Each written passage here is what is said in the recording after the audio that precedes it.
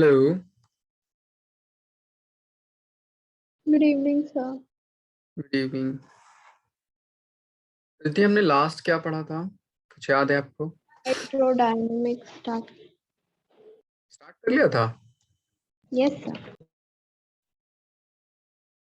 Okay, I think मैं Newton's law of viscosity पढ़ाया था लास्ट। टॉपिक बताइए।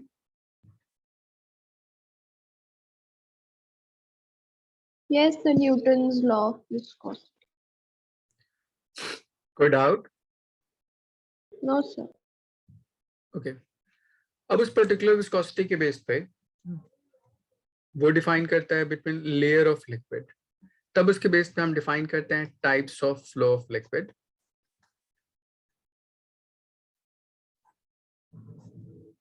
ये तीन तरह से हो सकता है। पहला होता है मेरे पास स्ट्रीमलाइन, दूसरा होता है मेरे पास लैमिनर फ्लो, एंड तीसरा होता है मेरे पास टर्बुलेंट फ्लो। सपोज कर लीजिए कोई आपके पास ट्यूब हो, इस तरह से वेरिंग क्रॉस सेक्शन एरिया। इस पॉइंट पे एरिया ऑफ क्रॉस सेक्शन कुछ और हो, इस पॉइंट पे एरिया ऑफ क्रॉस सेक्शन कुछ और हो, but her layer of liquid same velocity से किसी गिवन एरिया पे अगर मूव करती है, सबकी वेलोसिटी सेम हो, इस गिवन क्रॉस सेक्शन एरिया पे सबकी वेलोसिटी v2 हो, तब इस पर्टिकुलर फ्लो को हम क्या बोलते हैं? स्ट्रीमलाइन। ये आइडियल सिचुएशन होती है। इस कंडीशन में विस्कोसिटी कितनी हो जानी चाहिए? 0 होनी चाहिए, मतलब कोई विस्कस फोर्स एक्ट नहीं करेगा, कोई डेंसिटी ऑफ लिक्विड में वेरिएशन नहीं होगी, ठीक, इनकम्प्रेसिबल फ्लूइड होगा, तो इसलिए ये टर्म वैलिड होगा, अदरवाइज ये वैलिड नहीं होता। दूसरा, लैमिनर फ्लो। कोई भी एक ट्यूब लीजिए, इसमें लेयर ऑफ लिक्विड अलग अलग, जैसे सेंट्रल मोस्ट लिक्विड सबसे मिनिमम ऑपोजिशन ऑफर करता है, इसलिए उसकी वेलोसिटी सबसे मैक्सिमम। साइड वाले लिक्विड लेयर इस तरह, एक wall of this tube plus दूसरे कॉन्जिक्यूटिव लेयर से, दोनों से इंट्रैक्ट होते हैं, इसके बेस पे उसकी वेलोसिटी क्या होती है? कम हो जाती है। तो जैसे जैसे साइड वाइज मूवमेंट होती है उसकी वेलोसिटी कम होती जाती है, तो कुछ इस शेप में मूव करती है, तब इस फ्लो को हम क्या बोलते हैं? Laminar flow. एंड तीसरा, कोई ट्यूब वहां पे लिक्विड फ्लो करे जिसमें अनइवन वेलोसिटी हो जाए हर लेयर ऑफ लिक्विड की, सपोज कुछ इस तरह। तो अनइवन वेलोसिटी होने की वजह से अगर मान लीजिए यहाँ पे कोई वेकेंट स्पेस है, तो यहाँ पे जाके कर्ल कर जाता है इस तरह, तब इस पर्टिकुलर फ्लो जिसमें ये कर्ल फॉर्म्ड हो, इसको हम बोलते हैं एडीज। एडीज का फॉर्मेशन हो जाए, तब उस पर्टिकुलर फ्लो को हम क्या बोलते हैं? टर्बुलेंट फ्लो बोलते हैं। तो बेसिकली मेरे पास type of flow of liquid तीन तरह की। पहली वाली टर्म स्ट्रीमलाइन, जो कि आइडियल सिचुएशन होती है, जिसमें डिफाइन होता है नॉन विस्कस लिक्विड हो, जिसमें कोई रोटेशन डिफाइन ना हो, कोई कंप्रेशन डिफाइन ना हो, इनकम्प्रेसिबल,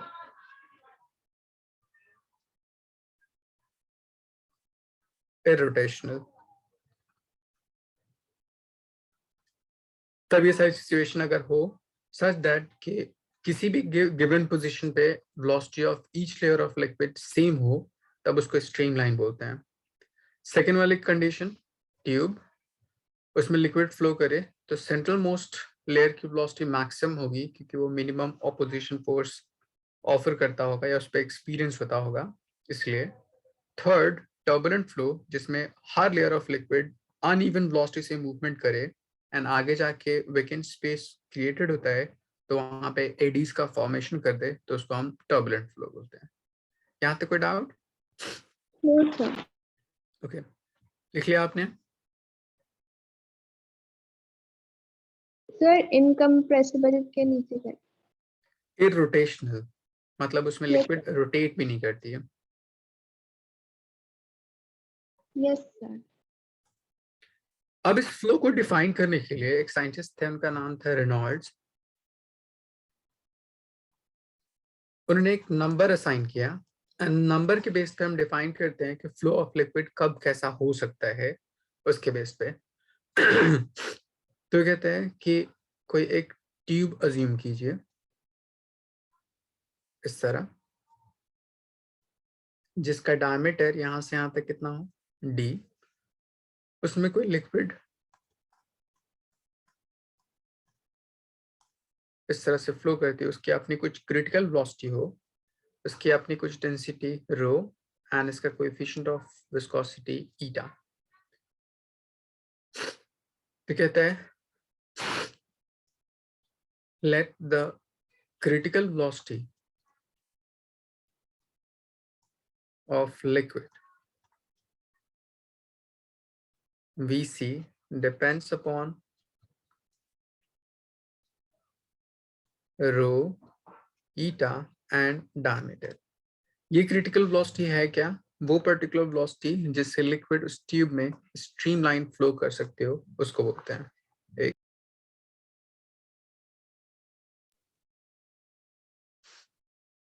ओके, तो मान लीजिए मेरे पास इस पर्टिकुलर रिलेशन से critical velocity is equals to some constant k, rho to the power x, eta raised to the power y, diameter to the power z।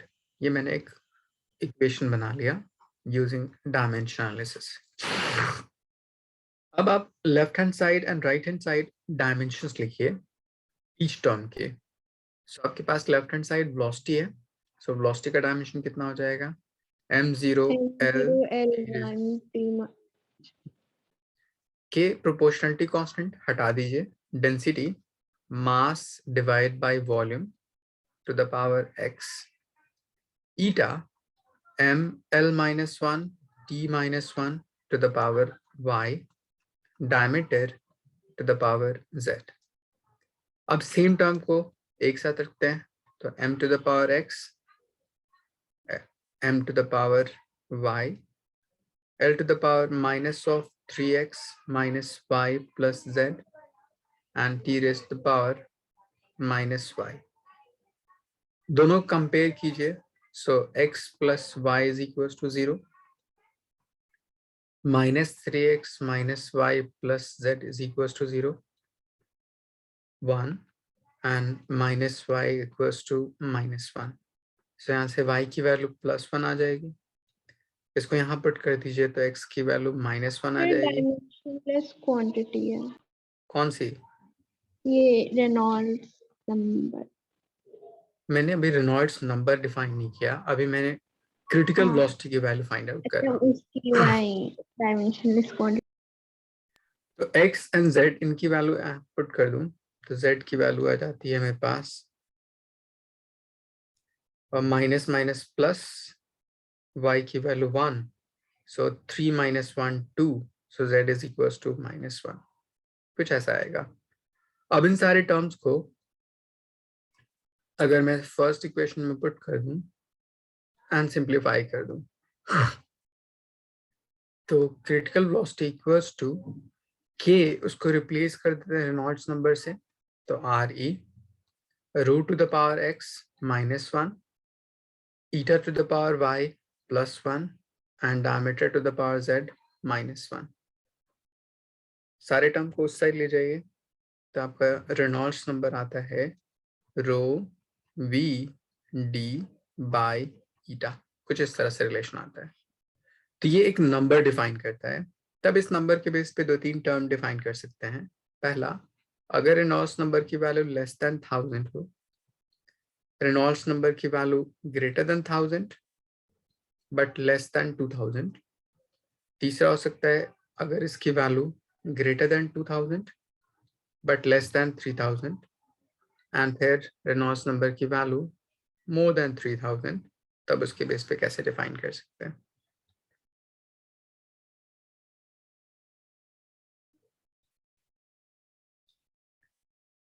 RE greater than 3000, तो इतने सारे सिचुएशंस हो सकते हैं। इन फर्स्ट सिचुएशन अगर 1000 से कम हो तब इस फ्लो को हम आइडियल फ्लो बोलते हैं, स्ट्रीमलाइन। सेकेंड सिचुएशन उसको बोलते हैं हम लोग लैमिनर। थर्ड उसको बोलते हैं हम लोग unstable between laminar and turbulent,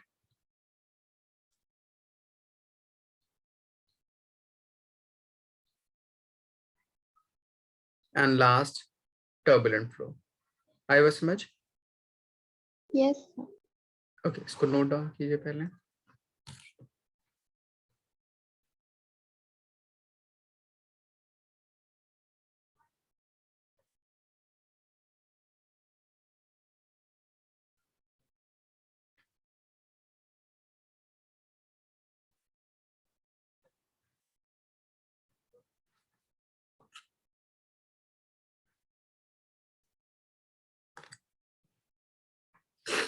इसी रेनॉल्ड्स नंबर को R is equals to rho velocity into diameter by eta, इसको आप ट्रांसफॉर्म कीजिएगा तो जो न्यूमरेटर है वो टर्म इनर्शियल मास को बताता है,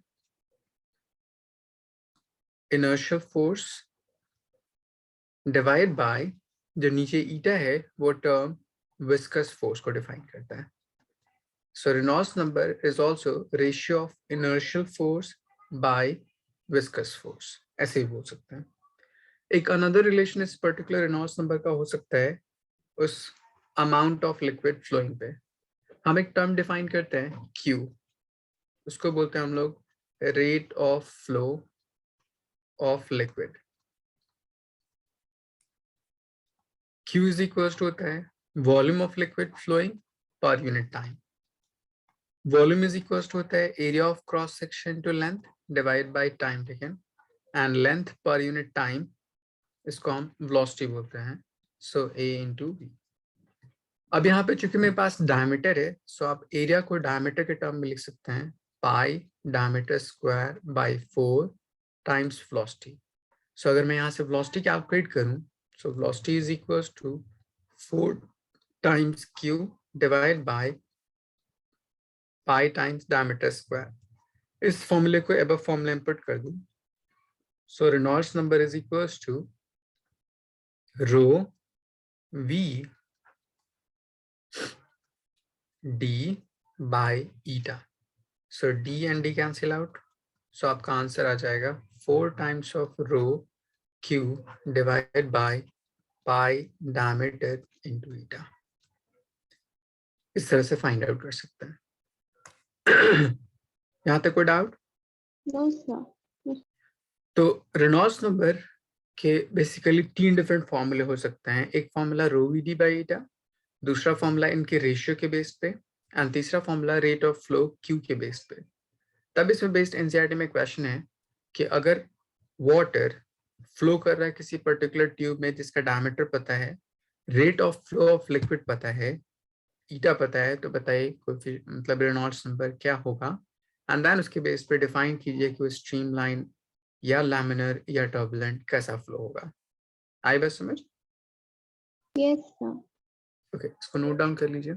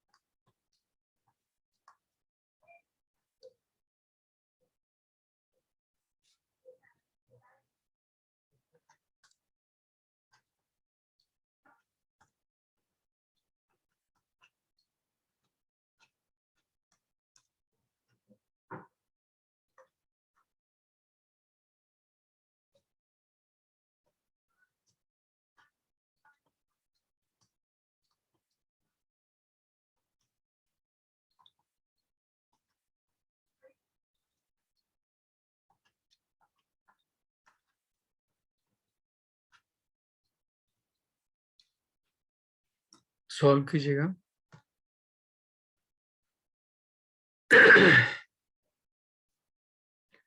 डेंसिटी ऑफ वाटर 1000 होती है,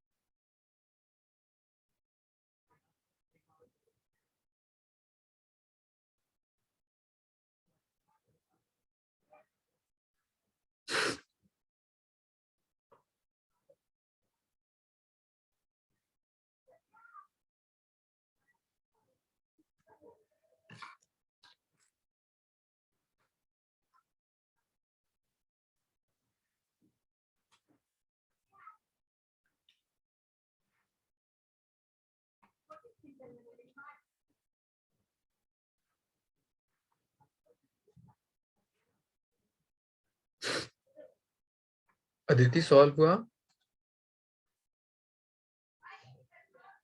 यस सर, एक मिनट।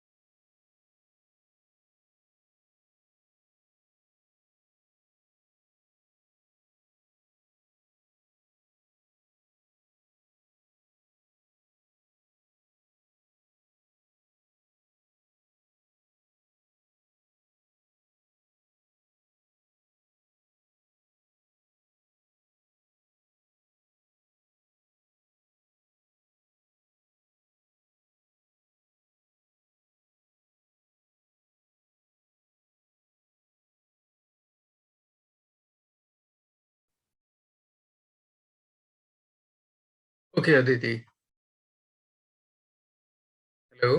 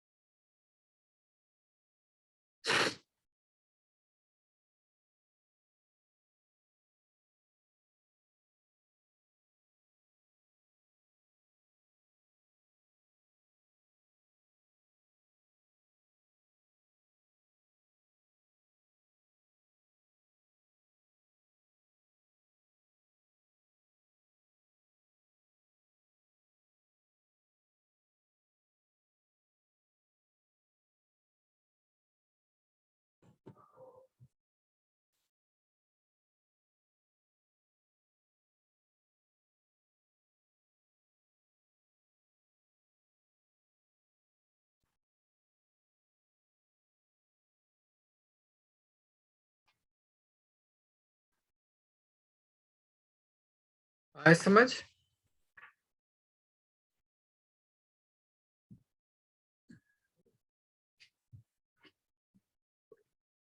अब इनकी वैल्यू पुट कर दीजिए। 4 इंटू 10⁻3। क्यू की वैल्यू कैसे कैलकुलेट कर सकते हैं? दे रखा है यहाँ पे 40 litre per minute. So Q is equal to 40 litre को आप मीटर क्यूब में कन्वर्ट कीजिए। सो मल्टीप्लाइड बाई 10⁻³ पर मिनट, मतलब 60 से डिवाइड कर दीजिए। तो ये पूरी वैल्यू क्या हो जाएगी? Q की वैल्यू हो जाएगी। इसको पुट कर दीजिए। सो ये टर्म आपका आ जाएगा 40 into 10⁻³ divided by 60 whole divided by pi, which is 3.14, diameter, which is 0.4 into eta 0.7। अब इसको सॉल्व कर लीजिए, आपको आर ई की वैल्यू फाइंड आउट हो जाएगी। आई बात समझ?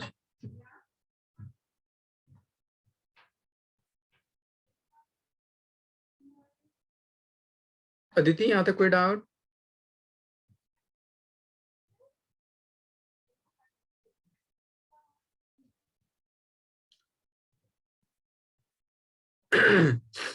लिख लिया आपने?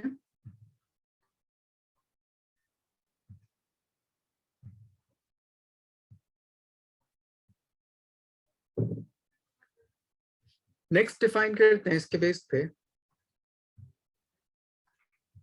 Stokes law. कहता है कि कोई भी ऑब्जेक्ट अगर किसी विस्कस मीडियम में प्रोजेक्ट कीजिए एट सम वेलोसिटी v, तो न्यूटन्स लॉ डिफाइन करता है लेयर बाय लेयर उनके बीच में कितना विस्कस फोर्स एक्ट करता है। स्टोक्स लॉ डिफाइन करता है उस ऑब्जेक्ट के ऊपर कितना विस्कस फोर्स एक्ट करता है अगर उस लिक्विड के अंदर प्रोजेक्ट किया जाए तब। तो यहाँ पे डिफाइन करता है when a body is projected in a viscous medium,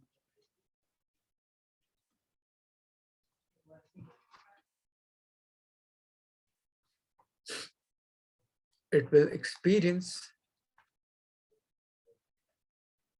opposition viscous force। जो किस किस बात पर डिपेंड करता है? Which depends upon coefficient of viscosity, radius of the object and its velocity। तब इसको आप डायमेंशनल से सॉल्व कीजिएगा। F is equals to some constant k eta to the power x, r to the power y, velocity to the power z। इन सारे terms को solve कीजिएगा तो आपके पास x, y, z इन सब की वैल्यू 1 आती है। k की वैल्यू एक्सपेरिमेंटली 6 पाई के इक्वल आता है। तब मेरे पास फोर्स 6 पाई ईटा r टाइम्स v इसके क्या आता है? इक्वल आता है। आई बात समझ? तो न्यूटन्स लॉ डिफाइन करता है लेयर बाय लेयर और ये डिफाइन करता है उस ऑब्जेक्ट के ऊपर कितना विस्कस फोर्स एक्ट कर सकता है उसके मूवमेंट के हिसाब से। अब इस टर्म में हम क्या डिफाइन करते हैं? ये जो सारी चीजें कांस्टेंट है यहाँ से यहाँ तक वेलोसिटी को छोड़ के, इन सारे टर्म को एक फैक्टर मान लेते हैं b, उसको बोलते हैं डैम्पिंग फैक्टर, डैम्पिंग फैक्टर। तब मेरे पास force is equals to b times v, and since ये फोर्स के ऑपोजिशन है इसलिए यहाँ पे हम हमेशा साइन कैसे लगाते हैं, माइनस साइन का। आई बात समझ?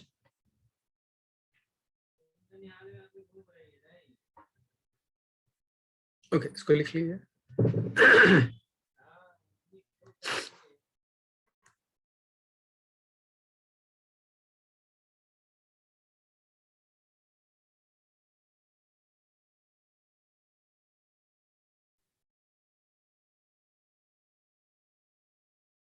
ये सारी कुछ बेसिक चीजें थी, उसको डिफाइन करने के लिए बेस पे एक टर्म डिफाइन करते हैं हम लोग, टर्मिनल वेलोसिटी।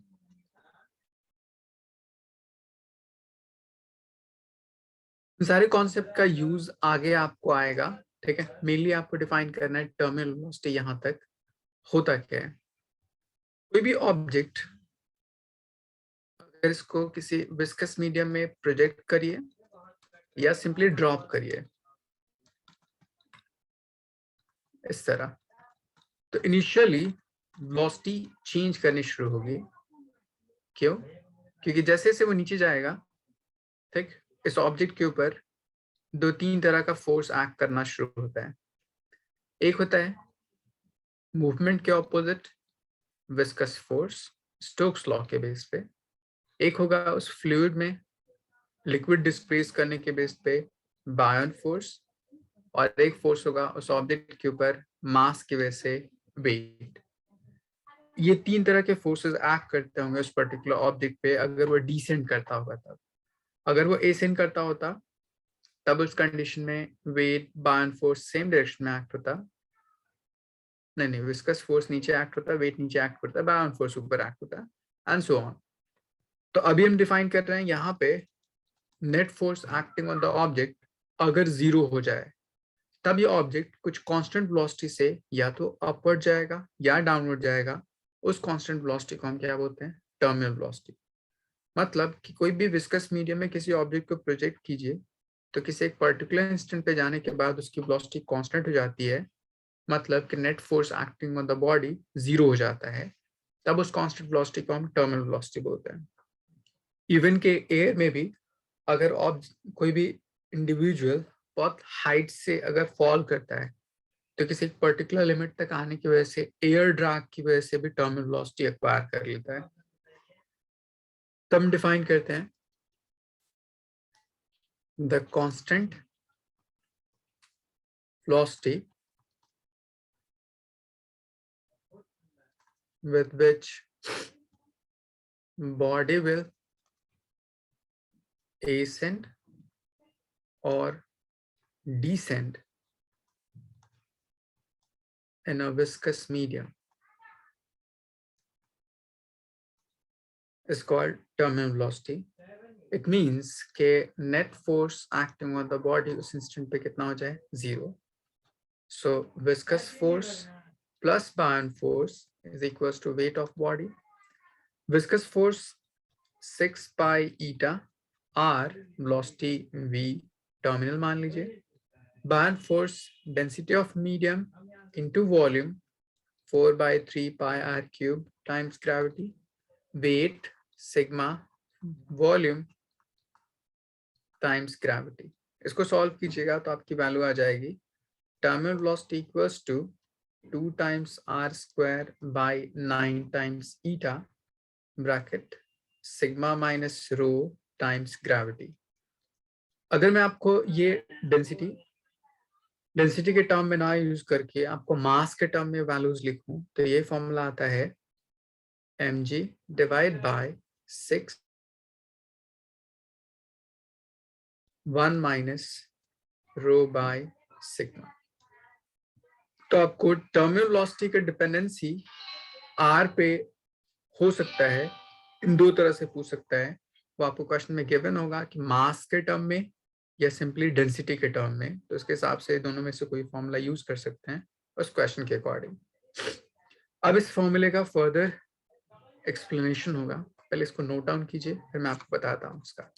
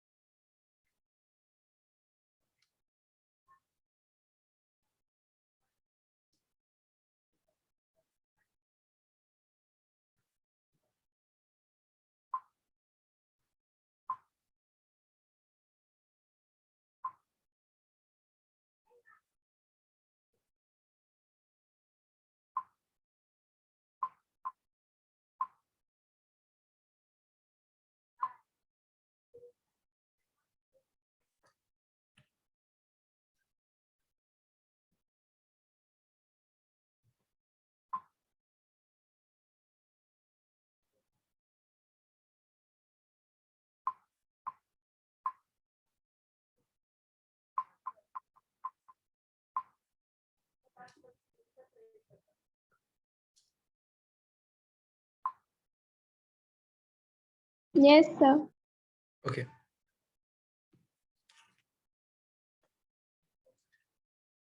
अब देखिए इसके बेस पे अगर ग्राफ प्लॉट कीजिएगा तो उससे ग्राफ क्या डिफाइन करता है।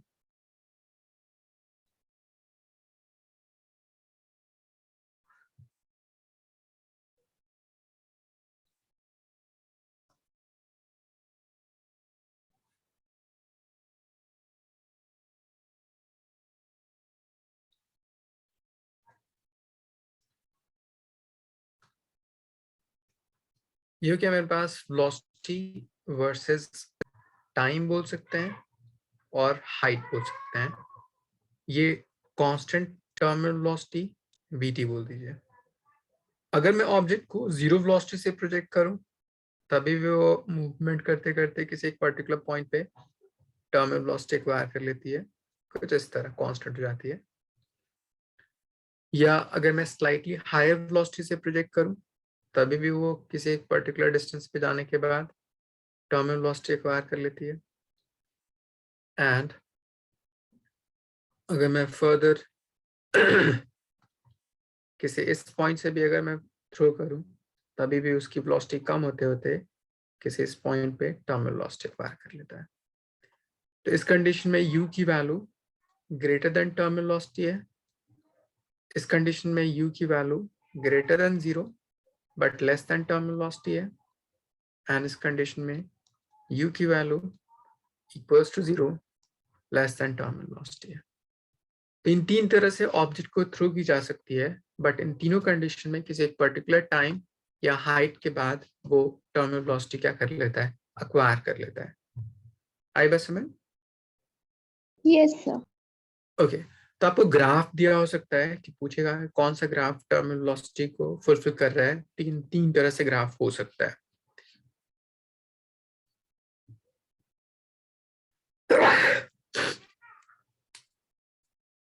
अब देखिए इसके बेस पे कुछ क्वेश्चन क्या होता है।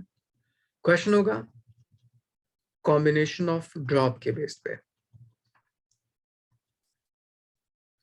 आपको बोलेगा कि बहुत सारे रेन ड्रॉप्स हैं जो फॉल कर रहे हैं किसी पर्टिकुलर वेलोसिटी से। अगर वो सारे रेन ड्रॉप कंबाइन करके सिंगल लार्ज ड्रॉप बना लेते हैं तब उसकी वेलोसिटी कितनी होगी। तो इन दोनों कंडीशन में मास या मैटर का कंजर्वेशन करके उनका रेडियस कैलकुलेट करते हैं। तो फर्स्ट मेरे पास number of drop n, volume मेरे पास 4/3 पाई आर क्यूब, कंबाइन करके एक सिंगल लार्ज ड्रॉप बना दिया 4/3 पाई आर क्यूब। सो यहाँ से कैपिटल आर की वैल्यू उसके टर्म में n to the power 1/3 times r, ये आपका रिलेशन आ जाता है रेडियस का। फिर इस पर्टिकुलर टर्म को वेलोसिटी के टर्म में कन्वर्ट करते हैं। तो हमने वेलोसिटी का पीछे फॉर्मूला लिखा था v equals to 2 times of r square by 9 times of eta rho minus sigma into gravity। ये सारी चीजें कांस्टेंट होती है, सिर्फ रेडियस चेंज कर रहा है। सो आप बोल सकते हैं v1 over v2 equals to R1 over R2. So R1 is R and R2 is capital R whole square. इनकी वैल्यूज पुट कर दीजिए तो आपको टर्म आ जाएगा 1 over n to the power 2/3. तब यहाँ से सॉल्व करते हैं तो V2 is equals to n to the power 2/3 times V1. यहाँ से वेलोसिटी ऑफ कंबाइंड ड्रॉप की वैल्यू आ जाती है. यहाँ तक कोई डाउट? No, sir. ये जो फॉर्मूला लिखा था डेंसिटी के टर्म में, इसकी 3 डिफरेंट मीनिंग हो सकती है उनकी वैल्यू के हिसाब से. फर्स्ट, अगर सिग्मा की वैल्यू रो से बड़ी हो जाए तब टर्मिनल वेलोसिटी की वैल्यू कैसी होगी? पॉजिटिव. इसीलिए वो ड्रॉप डिसेंड करेगा. अगर ये दोनों बराबर हो जाए, टर्मिनल वेलोसिटी की वैल्यू 0, तो वो इक्विलिब्रियम में कोई मूवमेंट नहीं होती. अगर सिग्मा की वैल्यू लेस देन रो हो जाए तो टर्मिनल वेलोसिटी की वैल्यू नेगेटिव हो जाएगी, मतलब वो एसेंड करना शुरू कर देगा. इसको नोट डाउन कीजिए.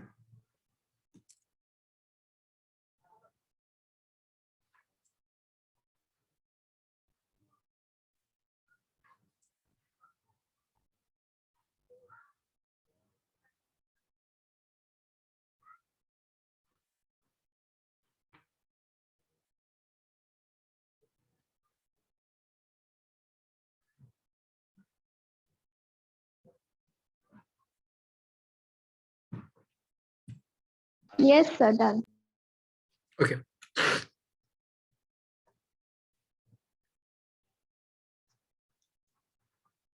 जिस इस पे डायरेक्टली क्वेश्चन हो सकता है, if 8 raindrops coalesces to form single, find its velocity if initially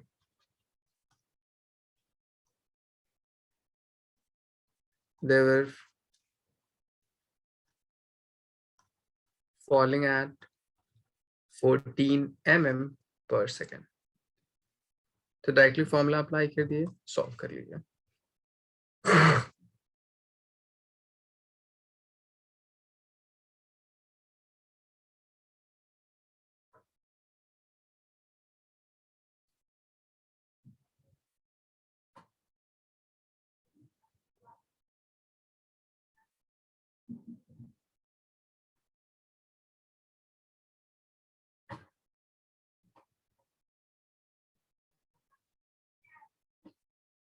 solve हो गया. और सर ड्रॉप्स के बाद क्या? coalesces to form single मतलब combines to form single drop.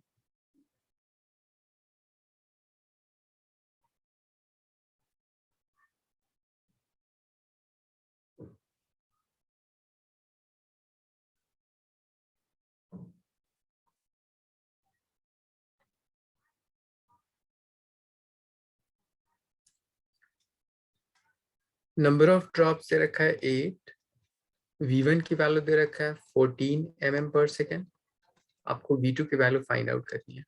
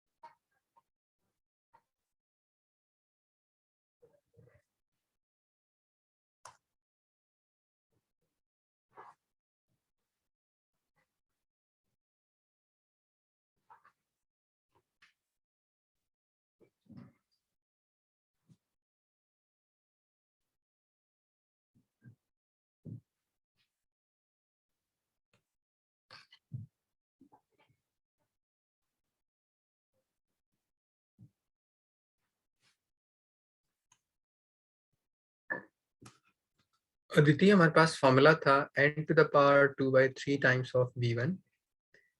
n की वैल्यू यहाँ पे कितनी है? 8 टू द पावर 2/3, v1 की वैल्यू 14। सो मैं 8 को मीटर पर सेकंड में नहीं करना क्या? नहीं, mm में ही रहने दीजिए। Okay.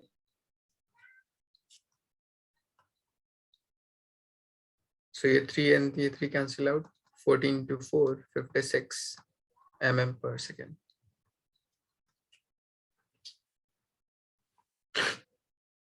Yes, sir. ओके, तो इस तरह से आपको टर्मिनल वेलोसिटी कैलकुलेट करने के लिए बोल सकता है। यहां तक विस्कोसिटी एंड उसके सारी चीजें रिलेटेड थी। नेक्स्ट आता है मेरे पास equation of continuity.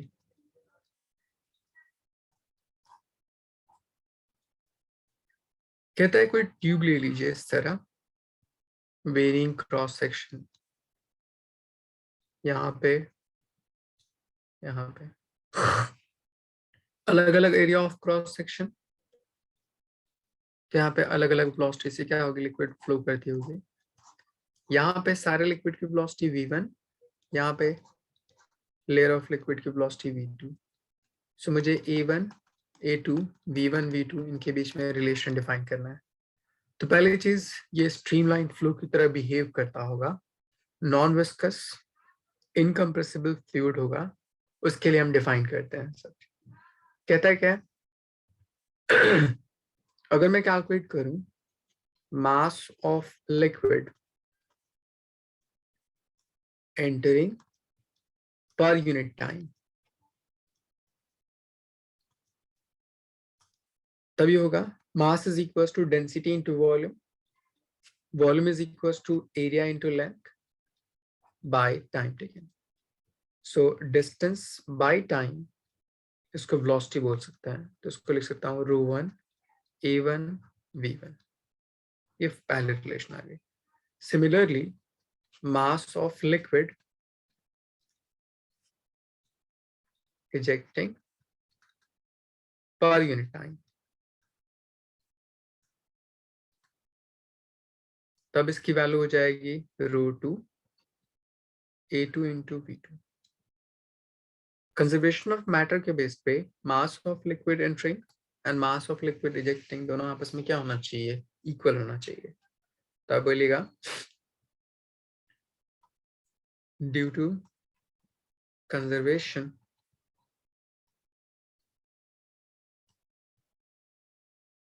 mass of liquid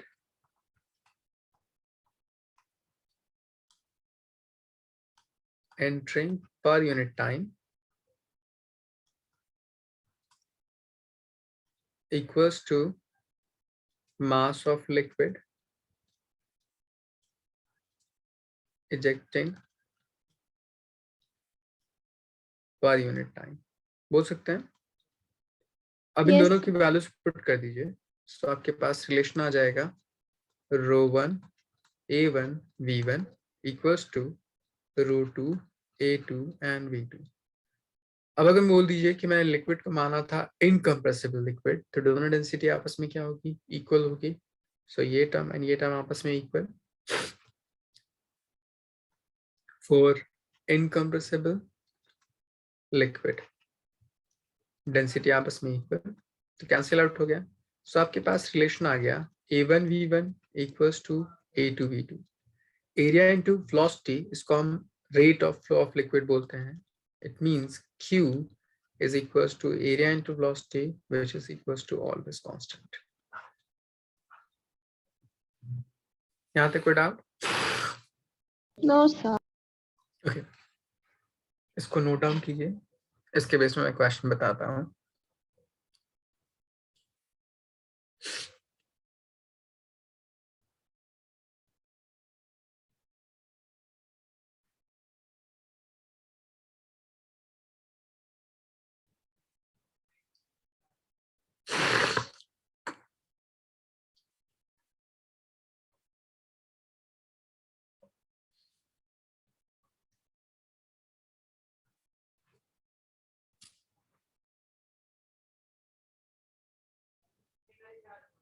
Yes, sir. Done.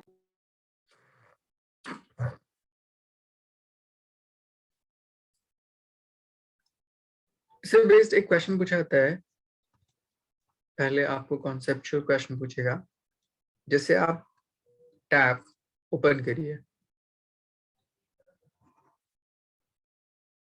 जैसे आप टैप ओपन कीजिएगा उस लिक्विड का फ्लो देखिएगा,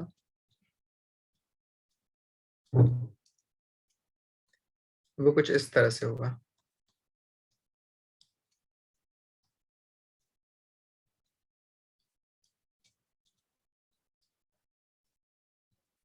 आपसे पूछता है कि जैसे से ये स्ट्रीम नीचे की तरफ जाता है उसकी विड्थ कम होती जाती है, ऐसा क्यों?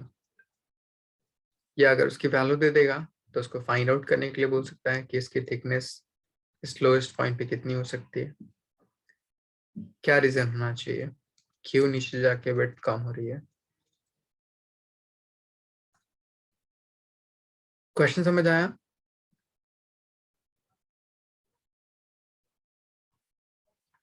Why the width of stream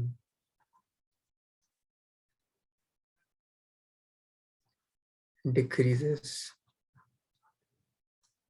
on falling down?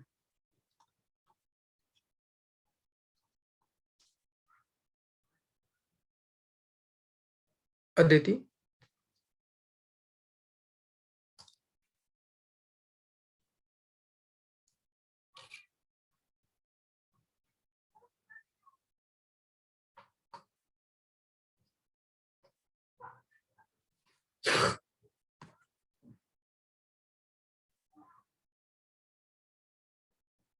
Question समझ आया आपको?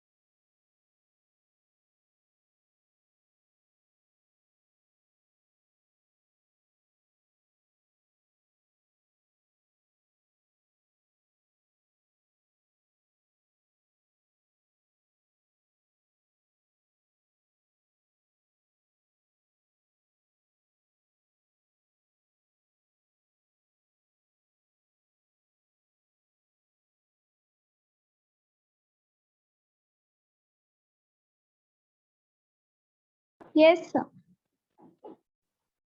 कहाँ गायब हो गई थी आप? सर कोई कॉल कर देता है तो मीटिंग अपने आप म्यूट हो जाती है, वो ओह, बोला। अच्छा अच्छा, तो इसी नंबर पे कॉल कर देता है? यस सर, पता नहीं कॉल कर देते हैं फिर बोलते ही नहीं है। ओके, ये क्वेश्चन समझ आया था आपको? यस। इसका क्या आंसर होना चाहिए आपके अकॉर्डिंग? सर कि टर्मिनल वेलोसिटी डिक्रीज कर जाती है इसलिए टर्मिनल वेलोसिटी देखिए, आप बोलिएगा यहाँ पे आप उसका इनिशियल पोजीशन मान लीजिए, वहां से वो डिसेंड करता गया, तो जैसे से नीचे फॉल डाउन करते जाएगा, हाइट बढ़ती जाएगी फ्रॉम दिस लेवल, बोल सकते हैं। एंड हम जानते हैं जैसे जैसे हाइट नीचे की तरफ बढ़ती जाएगी, सो वेलोसिटी की वैल्यू कितनी होती है? √2gh। तो इसकी वेलोसिटी बढ़ती जाएगी, इसीलिए टॉप मोस्ट लेयर की वेलोसिटी कम होगी एंड नीचे वाले लेयर की वेलोसिटी क्या होगी? ज्यादा। According to equation of continuity, velocity ज्यादा होगी तो एरिया ऑफ क्रॉस सेक्शन क्या होगा? कम होगा। इसीलिए स्ट्रीम की विड्थ डिक्रीज कर जाती है। आई बात समझ?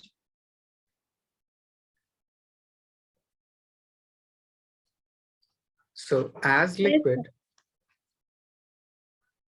falls, height increases, velocity increases, so area decreases, इसीलिए उसकी विड्थ डिक्रीज कर जाती है।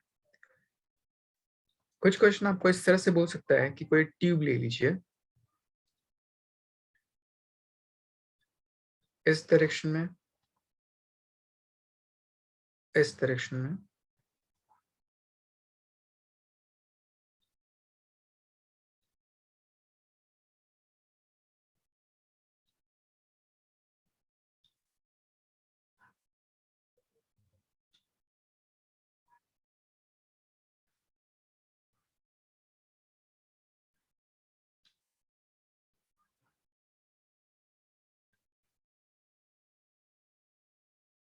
कुछ ऐसे है। इसमें कोई लिक्विड है,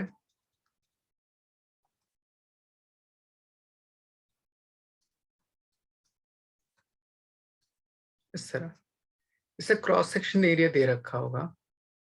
अगर इसका एरिया ए है, इसका एरिया 1.5 है एंड इसका एरिया भी ए है, उसमें लिक्विड का फ्लो दे रखा है, इसमें लिक्विड की वेलोसिटी 8 मीटर पर सेकेंड, इसमें velocity of flow of liquid 6 metre per second. तो बताइए इसमें वेलोसिटी ऑफ लिक्विड कितनी होगी? तो आप अप्लाई कीजिएगा equation of continuity. Total amount of liquid entering must be equals to total amount of liquid ejecting out equal होगा। तो यहाँ पे कौन कौन सा लिक्विड एंटर कर रहा है? तो ये टर्म एंड ये टर्म दोनों एंटर कर रहा है। सो A1V1 plus A2V2 must be equals to A3V3. So A1V1 plus A2V2 equals to A3V3. तो यहाँ से V3 की वैल्यू फाइंड आउट कर सकते हैं। आया समझ? यस। नेक्स्ट ये भी हो सकता है कि इस साइड वाले ट्यूब में स्मॉल स्मॉल होल्स क्रिएट कर सकते हैं। सो उस कंडीशन में area is equals to number of holes into area of each term, ऐसे हम कन्वर्ट कर सकते हैं जब कभी आपको होल के टर्म में क्वेश्चन गिवन होता है। पुट कीजिए, V3 की वैल्यू फाइंड कीजिए, देखिए तो आंसर कितना आता है।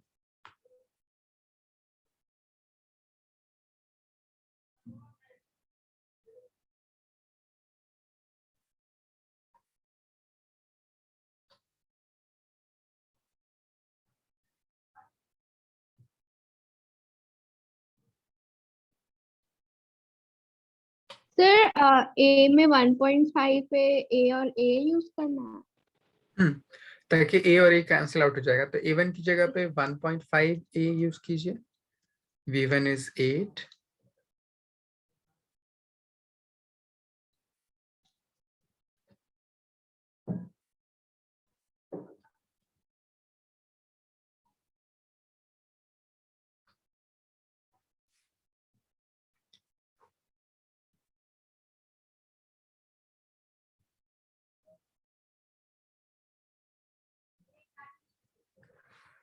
Sir 18 metre per second. A2 is A into 6 is equals to A3 is A into V3. So 1.8 into A, 1.5 into 8 is 12 plus 6, 18. So V3 is 18 meter per second. तो इस तरह से हम इक्वेशन ऑफ कॉन्टिन्यूटी यूज करके इन सारी चीजों को find out कर सकते हैं. नेक्स्ट एंड सबसे इंपॉर्टेंट इस चैप्टर का Bernoulli's principal.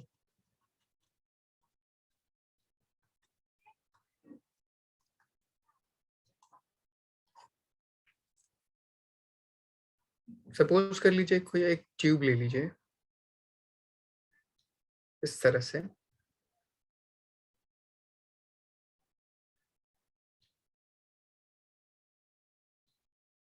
of varying cross section and different height पे हो.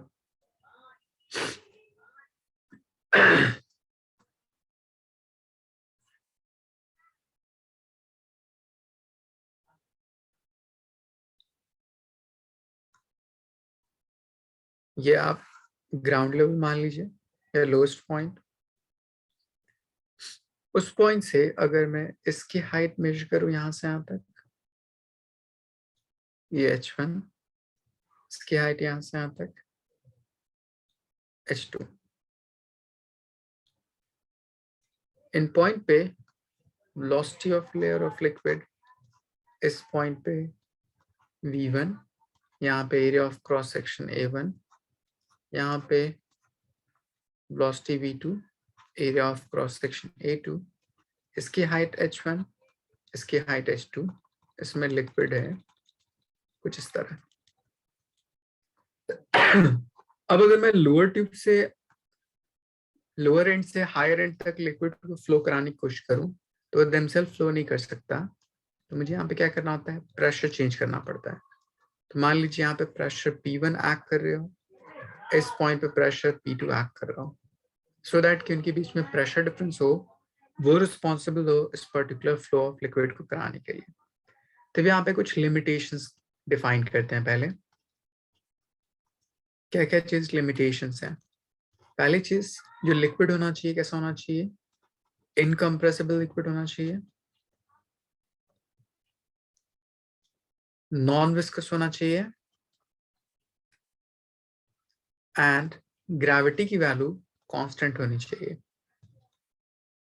मतलब हाइट इतना ज्यादा ना हो कि ग्रेविटी की वैल्यू चेंज कर जाए, जैसे हमने वहां पढ़ा था ग्रेविटेशन चैप्टर में.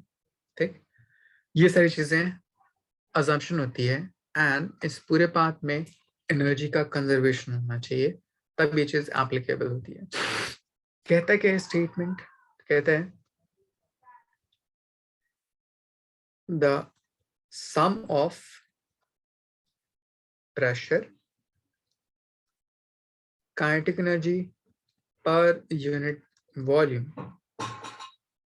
Potential energy per unit volume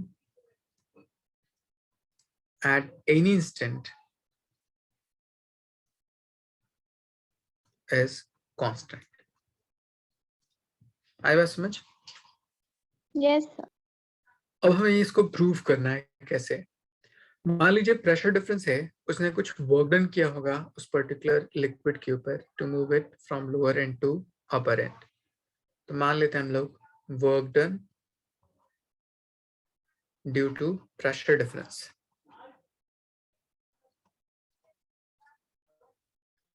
so work done is equal to होता है मेरे पास pressure difference, so P1 minus P2 into volume V.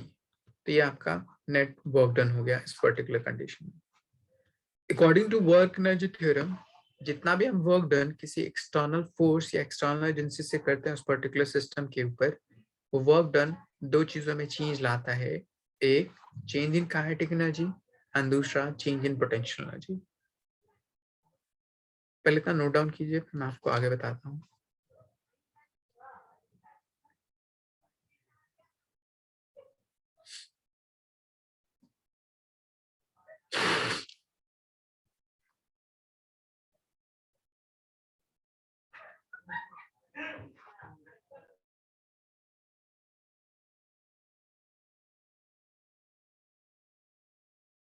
Yes sir, done.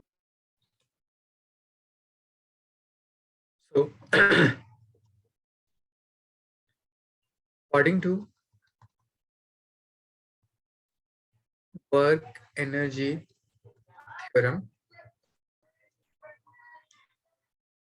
work done equals to change in kinetic energy, change in potential energy.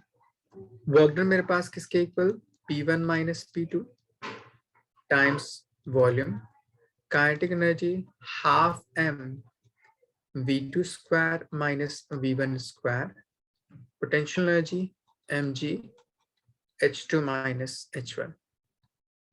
इस volume को right side ले जाइए तो आप ये relation P1 minus P2 is equals to half mass divided by volume times V2 square minus V1 square, mass divided by volume times gravity H2 minus H1. Mass by volume इसको density बोलते हैं, तो half rho V2 square minus half rho V1 square, density into gravity into height rho g H1. Same term को एक तरफ ले जाइए तो P1 plus half rho V1 square plus rho g H1 equals to P2 plus half rho V2 square plus rho g H2.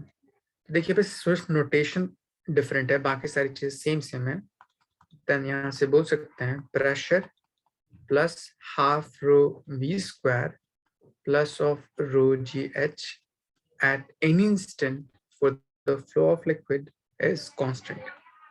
तो इसका term को बोलते हैं प्रेशर, इस टर्म को बोलते हैं kinetic energy per unit volume, और इस टर्म को बोलते हैं potential energy per unit volume. ये आपका क्या आता है, कांस्टेंट आता है. यहाँ तक कोई doubt? No sir.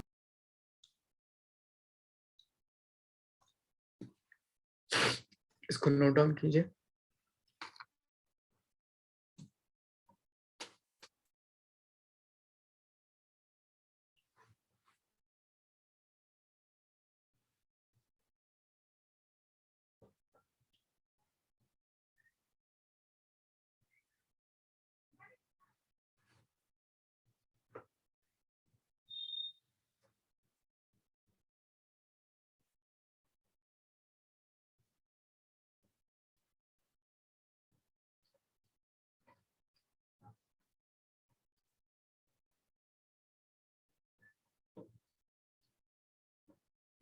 Yes sir.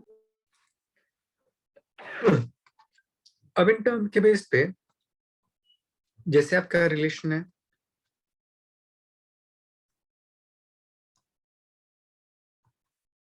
Pressure plus half rho velocity square plus rho g h is equals to constant. NEET में क्वेश्चन पूछा कि इस कांस्टेंट का डायमेंशन क्या होगा, आप क्या बोलिएगा, कांस्टेंट किसकी वैल्यू की इक्वल होना चाहिए, यूनिटलेस, डायमेंशनलेस या कुछ और हो सकता है.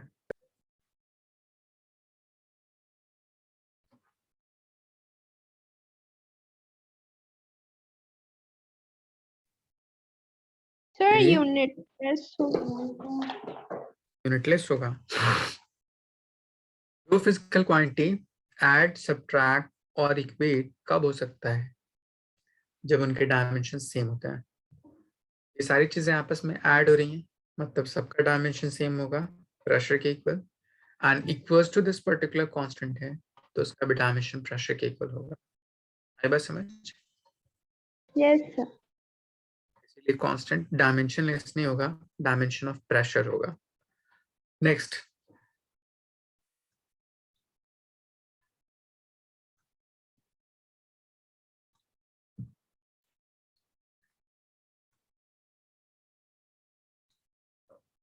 अगर मैं इस पूरे टर्म में रो जी से डिवाइड कर दूं, so you will get pressure divide by rho g. इस टर्म में रो जी से डिवाइड कीजिएगा, so v square divide by 2 times of g, और इस टर्म में सिर्फ h is equals to constant, कुछ ऐसा आएगा. यहाँ पे जो 3 टर्म आया आपको उसका अपना कुछ मतलब होता है. फर्स्ट टर्म ये सेकंड टर्म एंड ये थर्ड टर्म।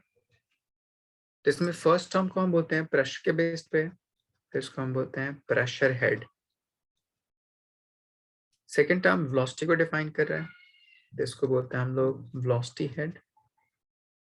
एंड थर्ड उसको बोलते हैं हम लोग ग्रेविटी हेड। तो अभी भी तीनों का sum at any instant for the flow of liquid constant होगा। तब आपको डायरेक्टली कोई क्वेश्चन दे देगा, बोलेगा आपको वेलोसिटी हेड कैलकुलेट कीजिए उस पर्टिकुलर फ्लो ऑफ लिक्विड के लिए। तो वेलोसिटी हेड का मतलब velocity square by 2 times of gravity. Pressure head बोले pressure divide by density into gravity, and इस तरह से बाकी सारी चीजों को फाइंड आउट कर सकते हैं। आई बात समझ? Yes sir. ओके।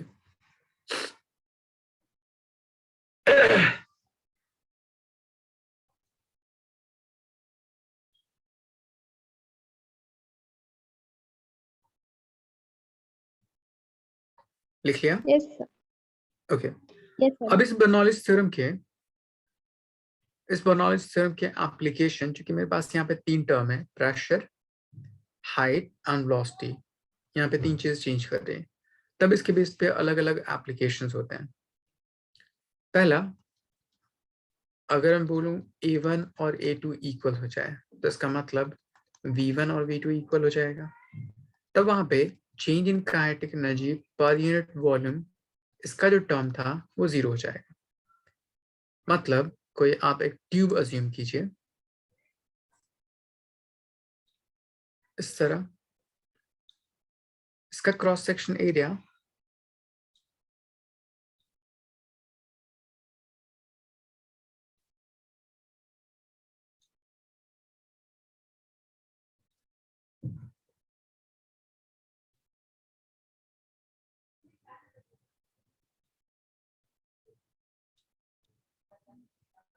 कुछ ऐसे, सच दैट के दोनों क्रॉस सेक्शन एरिया आपस में क्या हो जाए,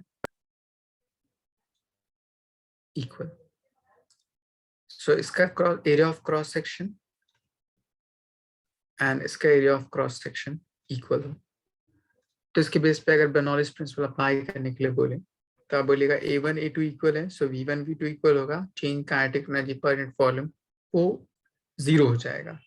तो इसके पास बच क्या जाएगा, P1 plus rho GH1 must be equals to P2 plus rho GH2। Pressure difference उसमें हाइट में वेरी करता होगा। सपोज कर लीजिए ये आपका ग्राउंड लेवल पे है फर्स्ट वाला टर्म, इसमें H1 की वैल्यू कितनी हो जाएगी, 0। तो जितना प्रेशर डिफरेंस होगा वो उसके हाइट में चेंज कराएगा, मतलब पोटेंशियल एनर्जी के डिफरेंस के इक्वल हो जाएगा। सो P1 माइनस P2 डायरेक्टली इसके इक्वल हो जाएगा रो GH2। आई बात समझ? Yes sir. तो पहला प्रॉब्लम ये हो सकता है, उसमें area of cross section equal हो जाए उसके बेस पे। इसको लिख लीजिए।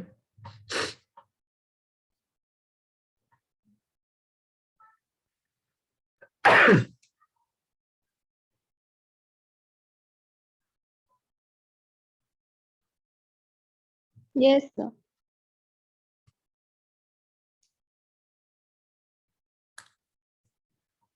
बाकी एप्लीकेशंस हैं, एक है वेंचुरी मीटर और एक है मेरे पास टॉरिस्ली लॉ। काम करते हैं आज इतना रहने देते हैं, ठीक है, क्योंकि बहुत लेंदी टॉपिक्स हैं।